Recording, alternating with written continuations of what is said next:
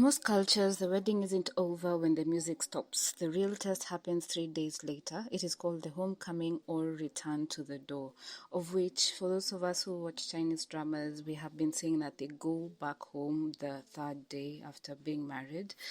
And for me, I was very surprised with this practice because from my Kenyan knowledge, once you get married, you get married. You don't go back to your family unless you're going to visit with your relatives or something for a traditional event, but not just going back after marriage. But I'll have to find that out because this was very intriguing. But for the bride in the Qing Dynasty or a village in the Mediterranean, this wasn't just a family visit. This was a performance. She was returning to her parents, not as a daughter, but as a validated commodity. I'm telling you guys, the more I look into this stuff, it just feels bizarre. And if that homecoming didn't go perfectly, she might never be allowed through these doors again. In Imperial China, this was known as guining.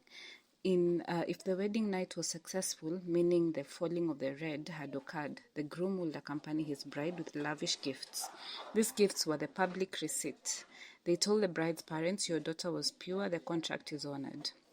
But imagine the silence if the groom arrived empty-handed, or worse, if he didn't show up at all.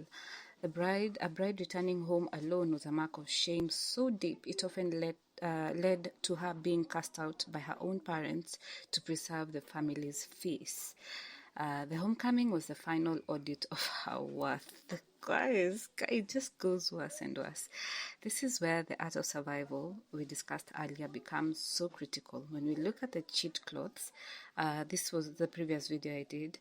When you look at the cheat cloths and the pomegranate, I just don't know how to pronounce that word, guys, sorry. We have to realize they weren't just for the husband. They were for this moment, for the mother who would inspect her daughter's face at the gate, for the neighbors whispering in the alleyways. I'm usually very surprised about how there are usually so many crowds around when something is happening in a Chinese drama. There's always a crowd of people to comment about something, so I guess maybe it's true. To survive the homecoming, many women had to become master actresses, playing the art of the blushing accepted bride while carrying the weight of a biological secret. This isn't just a Chinese story. From the Epaula in ancient Greece to Rakui in southern Asia, the ritualized return was a social status check. It ensured the transfer of dowry was final. It was the moment the woman's natal family officially handed over her protection and her life to another lineage. The homecoming was the closing of the vault. Like now, she's no longer ours. She's gone to another family.